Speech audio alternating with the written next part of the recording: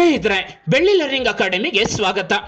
ಅನಂತಂ ವಾಸುಕಿಂ ಶೇಷಂ ಪದ್ಮನಾಭಂ ಚಕಂಬಲಂ ಶಂಖಪಾಲಂ ಧಾರ್ತರಾಷ್ಟ್ರಾಂಚ ತಕ್ಷಕಂ ಕಾಲಿಯಂ ತತ ಏತಾನಿ ನವನಾಮಾನಿ ನಾಗಾನಾಂ ಚ ಮಹಾತ್ಮನಂ ಸಾಯಂಕಾಲೆ ಪಟೆ ನಿತ್ಯಂ ಪ್ರಾತಃಕಾಲೆ ವಿಶೇಷತಃ ತಸ್ಯ ವಿಷಭಯಂ ನಾಸ್ತಿ ಸರ್ವತ್ರ ವಿಜಯೀ ಭವೇತ್. ಮಿತ್ರರೇ, ಅನಂತ, ವಾಸುಕಿ, ಶೇಷ, ಪದ್ಮನಾಭ, ಕಂಬಲ, ಶಂಖಪಾಲ, ಧಾರ್ತರಾಷ್ಟ್ರ, ತಕ್ಷಕ ಮತ್ತು ಕಾಲಿಯ ಈ 9 ನಾಗದೇವತೆಗಳ ಹೆಸರುಗಳನ್ನು ಪ್ರತಿದಿನ ಸಂಜೆ ಓದಿದರೆ ಮತ್ತು ವಿಶೇಷವಾಗಿ ಬೆಳಗ್ಗೆ ಓದಿದರೆ ಅವನಿಗೆ ಯಾವುದೇ ವಿಷದ ಭಯವಿರುವುದಿಲ್ಲ ಮತ್ತು ಎಲ್ಲೆಡೆಯೂ ಜಯ ಪ್ರಾಪ್ತಿಯಾಗುತ್ತದೆ ಎಂಬ ಅರ್ಥದ ಈ ಶ್ಲೋಕವನ್ನು ನಮ್ಮಲ್ಲಿ ಕೆಲವರು ಕೇಳಿರ್ತೀವಿ. ಪುರಾಣದಲ್ಲಿ ಬರೋ ವಾಸುಕಿ, ಶೇಷನಾಗ, ಆದಿಶೇಷ ಮುಂತಾದ ಬೃಹತ್ ಸರ್ಪಗಳ ಕಥೆಗಳನ್ನು ಬಹುಶಃ ನೀವುಗಳು ಕೇಳಿರ್ತೀರಿ. ವಾಸುಕಿ ಶಿವನ ಕೊರಳಿನಲ್ಲಿರುವ ಹಾವು. ಸಮುದ್ರ ಮಂಥನದ ಸಮಯದಲ್ಲಿ ಮಂದಾರ ಪರ್ವತವನ್ನ ಕಡೆಗೋಲಾಗಿ ಹಾಗೂ ಬೃಹತ್ ವಾಸುಕಿಯನ್ನ ಹಗ್ಗವಾಗಿ ಬಳಸಿಕೊಂಡು ಸುರಾಸುರರು ಸಮುದ್ರ ಮಂಥನ ಕಾರ್ಯವನ್ನ ಸಾಧಿಸಿದ್ರು. ಸಮುದ್ರ ಮಂಥನದಲ್ಲಿ ಮೊದಲಿಗೆ ಹಾಲಾಹಲ ಉಕ್ಕಿ ಬಂತು. ಅದು ದೇವತೆಗಳನ್ನ ಸುಡಲಾರಂಭಿಸಿದಾಗ ದೇವತೆಗಳನ್ನ ಕಾಪಾಡಲು ಶಿವನೇ ಹಾಲಾಹಲವನ್ನ ಹೀರಿ ಗಂಟಲಲ್ಲಿಟ್ಟುಕೊಂಡ. ಈ ಮೂಲಕ ಶಿವ ನೀಲಕಂಠ ನೆನೆಸಿಕೊಂಡ. ಇನ್ನು ಸಾಕಷ್ಟು ವಿಷ ಉಳಿದುಕೊಂಡಿತ್ತು. ಆಗ ವಾಸುಕಿ ಮತ್ತು ಆತನ ಸಹಚರ ಸರ್ಪಗಳು ಸೇರಿಕೊಂಡು ಹಾಲಾಹಲವನ್ನ ಸೇವಿಸಿ ಹಲ್ಲುಗಳಲ್ಲಿಟ್ಟುಕೊಂಡು ವಿಶ್ವವನ್ನ ರಕ್ಷಿಸಿದ್ವು. ಇದರಿಂದ ಸಂಪ್ರೀತನಾದ ಶಿವ ನಾಗಗಳನ್ನ ಕೊರಳಲ್ಲಿ ಧರಿಸಿ ನಾಗಾಭರಣ ನೆನೆಸಿದ. ಮಹಾಭಾರತ ಮತ್ತು ಭಾಗವತಗಳಲ್ಲಿ ನಾಗರಾಜ, ವಾಸುಕಿ ಮತ್ತು ತಕ್ಷಕನಿಗೆ ಸಂಬಂಧಿಸಿದ ಅನೇಕ ಕಥೆಗಳು ಕಂಡುಬರುತ್ತವೆ. ಇದು ಬರೀ ಕಥೆ ಅಂತ ಹೇಳಿ ಈಗ ತಳ್ಳಿ ಹಾಕುವಂತಿಲ್ಲ. ಮಹಾಭಾರತ, ರಾಮಾಯಣಗಳು ನಡೆದಿರುವುದಕ್ಕೆ ಸಾಕ್ಷಿ ಏನು? ಅದೆಲ್ಲ ಬರೀ ಕಟ್ಟುಕತೆ ಎಂಬುದಾಗಿ ನಮ್ಮಲ್ಲಿ ಕೆಲ ಅತೃಪ್ತ ಆತ್ಮಗಳು ವಾದಿಸುವುದೂ ಇದೆ. ಅಂತಹ ಪೂರ್ವಾಗ್ರಹ ಪೀಡಿತ ಮನಸ್ಸುಗಳಿಗೆ ಆಗಾಗ್ಗೆ ಶಾಕ್ ಮೇಲೆ ಶಾಕ್ ಆದರೂ ಆ ಅತೃಪ್ತ ಆತ್ಮಗಳಿಗೆ ತೃಪ್ತಿ ಎಂಬುದಿಲ್ಲ. ಅದೆಲ್ಲ ಬಿಡಿ, ನಾನು ಯಾಕೆ ಈಗ ಈ ವಿಷಯದ ಬಗ್ಗೆ ಮಾತಾಡ್ತಿದ್ದೀನಿ ಅಂದ್ರೆ, ಇಂಥದೊಂದು ಸರ್ಪ ಜಾತಿ ಭಾರತದಲ್ಲಿ ವಾಸಿಸುತ್ತಿದ್ದುದರ ಬಗ್ಗೆ ವಿಜ್ಞಾನಿಗಳು ದೃಢಪಡಿಸಿದ್ದಾರೆ. ಪುರಾಣದಲ್ಲಿ ಬರೋ ವಾಸುಕಿಯನ್ನೇ ಹೋಲುವ ಈ ಬೃಹತ್ ಸರ್ಪಕ್ಕೆ ವಾಸುಕಿ ಇಂಡಿಕಸ್ ಎಂಬುದಾಗಿ ಹೆಸರಿಟ್ಟಿದ್ದಾರೆ. ಈ ಸರ್ಪ ಬರೋಬ್ಬರಿ 50 ಅಡಿ ಉದ್ದವಿದ್ದು 1000 kg ತೂಗುತ್ತಿತ್ತು ಎಂಬುದಾಗಿ ಗೊತ್ತಾಗಿದೆ. ಹಾಗಾದ್ರೆ ಏನಿದು ಈ ವಾಸುಕಿ ಇಂಡಿಕಸ್ನ ಕತೆ? ವಾಸುಕಿ ಇಂಡಿಕಸ್ ಇಡೀ ವಿಶ್ವವನ್ನೇ ತನ್ನತ್ತ ತಿರುಗಿ ನೋಡುವಂತೆ ಮಾಡಲು ಕಾರಣವೇನೆಂಬುದರ ಬಗ್ಗೆ ಇಂದಿನ ಸಂಚಿಕೆಯಲ್ಲಿ ನೋಡೋಣ ಬನ್ನಿ.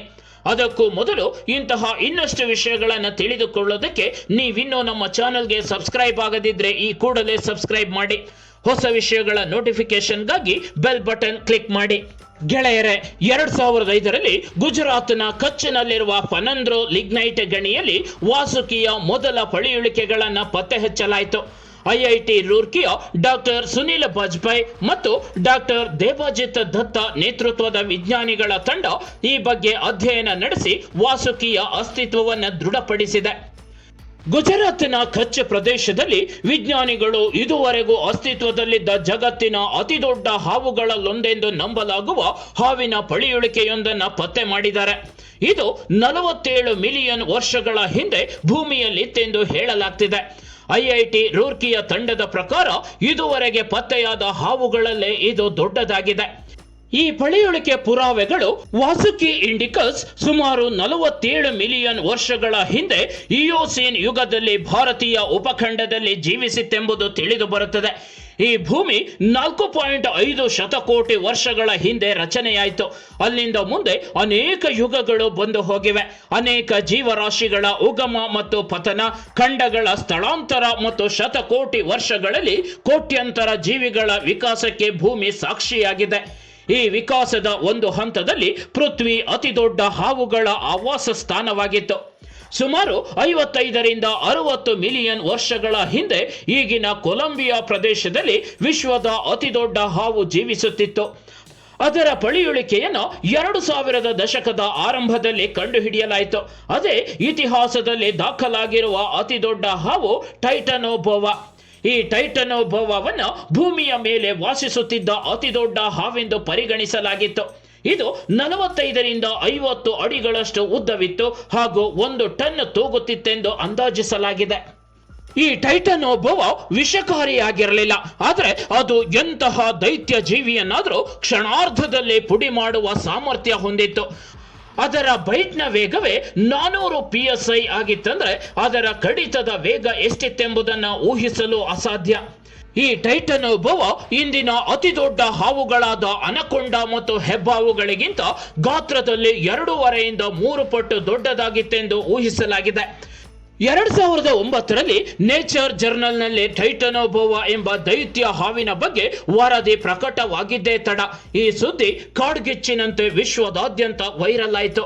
ನ್ಯಾಷನಲ್ ಜಿಯೋಗ್ರಾಫಿಕ್, BBC ಮತ್ತು ಡಿಸ್ಕವರಿ ಚಾನೆಲ್ಗಳು ಟೈಟನೋಬವವನ್ನು ಇದುವರೆಗೆ ಬದುಕಿರುವ ಜಗತ್ತಿನ ಅತಿ ದೊಡ್ಡ ಹಾವು ಎಂದು ಕರೆದವು. ಈ ಆವಿಷ್ಕಾರ ದೈತ್ಯ ಹಾವುಗಳು ಮಳೆಕಾಡನ್ನ ಆಳ್ತಿದ್ದ ಕಳೆದು ಹೋದ ಜಗತ್ತನ್ನ ಬಹಿರಂಗಪಡಿಸಿತು ಮತ್ತು ಇತಿಹಾಸ ಪೂರ್ವ ಜೀವಿಗಳು ನಾವು ಊಹಿಸಿದ್ದಕ್ಕಿಂತ ಭಯಾನಕವಾಗಿರಬಹುದೆಂಬುದನ್ನು ಸಾಬೀತುಪಡಿಸಿತು ಕೂಡ. ಆದ್ರೀಗ ಇದುವರೆಗಿನ ಜಗತ್ತಿನ ಅತಿ ದೊಡ್ಡ ಹಾವಾಗಿದ್ದ ಟೈಟನೋಬವಕ್ಕೆ ಸೆಡ್ಡು ಹೊಡೆಯಲು ನಮ್ಮ ಭಾರತದ ವಾಸುಕಿ ಇಂಡಿಕಸ್ ಸಿದ್ಧವಾಗಿದೆ.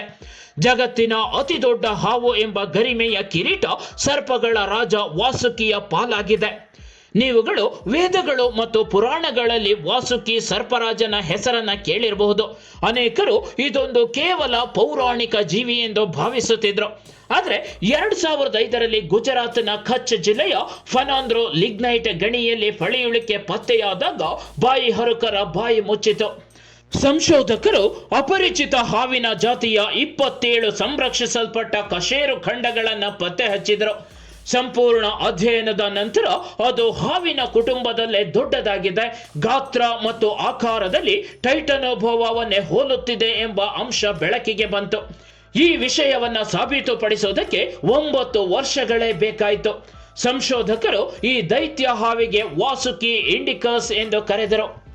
ಮಾನವ ಇದುವರೆಗೂ ತಿಳಿದುಕೊಂಡಿರುವುದೆಲ್ಲ ಕೇವಲ ತೃಣ ಮಾತ್ರ ಎಂಬುದಕ್ಕೆ ಸಾಕ್ಷಿಯಾಗುವಂತೆ ಮನುಕುಲವನ್ನೇ ಬೆರಗುಗೊಳಿಸುವ ಈ ಸಂಶೋಧನಾ ವರದಿಯನ್ನು ಏಪ್ರಿಲ್ 18, 2024ರಂದು ಸೈಂಟಿಫಿಕ್ ರಿಪೋರ್ಟ್ಸ್ ಜರ್ನಲ್ನಲ್ಲಿ ಪ್ರಕಟಿಸಲಾಯಿತು. ಈ ಅಧ್ಯಯನ ವಾಸುಕಿಯ ಉದ್ದ 50 ಅಡಿಗಳಿಗೂ ಅಧಿಕವೆಂದು ದಾಖಲಿಸಿದೆ. ವಾಸುಕಿ ಹಾವಿನ ದೊಡ್ಡ ಗಾತ್ರಕ್ಕೆ ಹಲವಾರು ಸಂಭವನೀಯ ಕಾರಣಗಳಿವೆ. ಅವುಗಳು ಸಾಕಷ್ಟು ಆಹಾರ ಸಂಪನ್ಮೂಲಗಳನ್ನು ಹೊಂದಿರುವ ಅನುಕೂಲ ವಾತಾವರಣದಲ್ಲಿ ವಾಸಿಸುತ್ತಿದ್ವು. ನೈಸರ್ಗಿಕ ಪರಭಕ್ಷಕಗಳ ಕೊರತೆಯು ಈ ಜೀವಿಗಳ ಬೃಹತ್ ಗಾತ್ರಕ್ಕೆ ಕಾರಣವಾಗಿರಬಹುದೆಂಬುದು ವಿಜ್ಞಾನಿಗಳ ಅಭಿಪ್ರಾಯವಾಗಿದೆ. ವಾಸುಕಿ ಇಂಡಿಕಸ್ ಮತ್ತು ಟೈಟನೋಬವಗಳ ಆವಿಷ್ಕಾರ ಇದುವರೆಗೆ ಅಸ್ತಿತ್ವದಲ್ಲಿದ್ದ 2 ದೊಡ್ಡ ಹಾವುಗಳ ಮೇಲೆ ಬೆಳಕು ಚೆಲ್ಲಿದೆ. ಈ ವಾಸುಕಿ ಭೂಮಂಡಲದ ಹಾವುಗಳ ಅಳಿವಿನಂಚಿನಲ್ಲಿರುವ ಗುಂಪಾದ ಮ್ಯಾನ್ಸೋಯಿಡೆ ಕುಟುಂಬಕ್ಕೆ ಸೇರಿದೆ. ಟೈಟನೋಬವ ಬೋಯಿಡೆ ಕುಟುಂಬದ ಭಾಗವಾಗಿದೆ. ಈಗಿನ ಆಧುನಿಕ ಬೋವಾಸ್ ಮತ್ತು ಅನಕೊಂಡಗಳು ಬೋಯಿಡೆ ಕುಟುಂಬಕ್ಕೆ ಸೇರಿದ ಪರಭಕ್ಷಕಗಳಾಗಿವೆ. ಇತ್ತೀಚಿನ ಪಳೆಯುಳಿಕೆ ಸಂಶೋಧನೆಗಳ ಪ್ರಕಾರ ವಾಸುಕಿ ಟೈಟನೋಬವಕ್ಕಿಂತ ದೊಡ್ಡದಾಗಿದೆ ಎಂದು ಪರಿಗಣಿಸಲಾಗಿದೆ. ವಾಸುಕಿ ಟೈಟನೋಬವಕ್ಕಿಂತಲೂ ಗಾತ್ರದಲ್ಲಿ 2 ಮೀಟರ್ಗಳಷ್ಟು ದೊಡ್ಡದಾಗಿದೆ. ಈಗಿನ ಅನಕೊಂಡಗಳಿಗಿಂತ 3 ಪಟ್ಟು ದೊಡ್ಡದಾಗಿತ್ತು ಈ ಸರ್ಪಗಳ ರಾಜ ವಾಸುಕಿ. ತನ್ನ ಅಗಾಧ ಗಾತ್ರದಿಂದ ಅದು ಮೊಸಳೆಗಳು, ದೊಡ್ಡ ಆಮೆಗಳು, ತಿಮಿಂಗಿಲಗಳಂತಹ ದೊಡ್ಡ ಜೀವಿಗಳನ್ನೇ ಸುಲಭವಾಗಿ ನಿಗ್ರಹಿಸುವ ಸಾಮರ್ಥ್ಯ ಹೊಂದಿತ್ತು. ಒಟ್ಟಾರೆ ವಾಸುಕಿ ಇಂಡಿಕಸ್ನ ಆವಿಷ್ಕಾರ ದೈತ್ಯ ಹಾವಿನ ಆವಿಷ್ಕಾರದ ಬಗ್ಗೆ ಮಾತ್ರವಲ್ಲ, ಇದು ಸುಮಾರು 47 ಮಿಲಿಯನ್ ವರ್ಷಗಳ ಹಿಂದೆ ಭೂಮಿ ಹೇಗಿತ್ತು ಎಂಬುದರ ಬಗ್ಗೆಯೂ ಮಾಹಿತಿ ನೀಡುತ್ತಿದೆ. ಮಧ್ಯ ಇಯೋಸೀನ್ ಯುಗದಲ್ಲಿ ಭೂಮಿ ಈಗಿರುವುದಕ್ಕಿಂತ ಹೆಚ್ಚು ಸುಂದರವಾಗಿತ್ತು. ಈ ವಾತಾವರಣವೇ ವಾಸುಕಿಯಂತಹ ಶೀತರಕ್ತ ಜೀವಿಗಳು ಅಗಾಧ ಗಾತ್ರಕ್ಕೆ ಬೆಳೆಯಲು ಸಹಾಯಕವಾಗಿದ್ದವು. ಇದು ಮಿತ್ರರೇ, ವಾಸುಕಿ ಎಂಬ ಸರ್ಪರಾಜನ ಅಸ್ತಿತ್ವದ ಬಗ್ಗೆ ಇದ್ದ ಅನೇಕರ ಪ್ರಶ್ನೆಗಳಿಗೆ ಸಂಬಂಧಿಸಿದಂತೆ ಒಂದಷ್ಟು ಸಂಕ್ಷಿಪ್ತ ಮಾಹಿತಿ. ಈ ವಿಡಿಯೋ ನಿಮಗೆ ಇಷ್ಟವಾಗಿದ್ರೆ ಲೈಕ್ ಮಾಡಿ, ಶೇರ್ ಮಾಡಿ, ನಿಮ್ಮ ಅನಿಸಿಕೆಗಳನ್ನು ಕಮೆಂಟ್ಸ್ ಮೂಲಕ ತಿಳಿಸಿ. ಮುಂದಿನ ಸಂಚಿಕೆಯಲ್ಲಿ ಇಂತಹ ಇನ್ನಷ್ಟು ವಿಷಯಗಳೊಂದಿಗೆ ಭೇಟಿಯಾಗೋಣ.